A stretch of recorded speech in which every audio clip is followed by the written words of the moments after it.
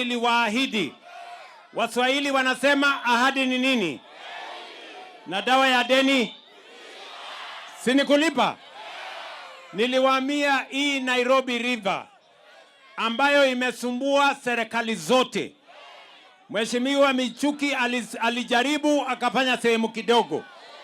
Mimi niliwaambia tutatengeneza Nairobi River iwe ni mahali ya makazi na biashara. Itoke kuwa mahali ya chafu na majitaka, iwe ni mahali pa kuishi na mahali pa kufanya biashara. Nyinyi mnanielewa? Na ndio sababu leo mimi nimefika hapa kuangalia hii kazi inaendelea. Na tuko na date ya tarehe 15 Januari mwaka ujao ambayo tunataka hii kazi iwe imemalizika.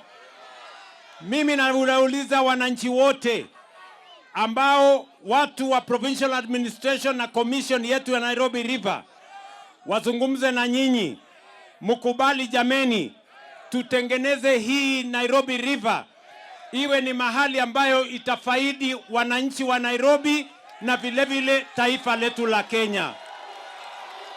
Hii Nairobi ndio capital city ya Republic of Kenya, ndio sura ya taifa letu la Kenya.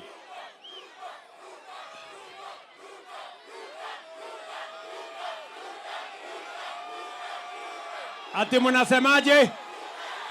Ati mnasemaje? Ati mnasemaje? Ati mnasemaje? Ndio tuendelee na kazi. Sikizeni bwana. Hii mradi ambayo inaendelea hapa inaajiri vijana 45,000 wa Nairobi County. Vijana 45,000 wanapata riziki katika mpango huu wa Climate Works hapa Nairobi River.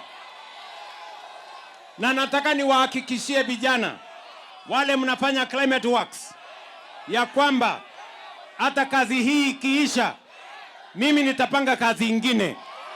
Ndio tuhakikishe ya kwamba vijana wa Kenya wanapata mahali ya kujishikilia, kushikilia familia zao, na tupange Kenya tukiwa pamoja.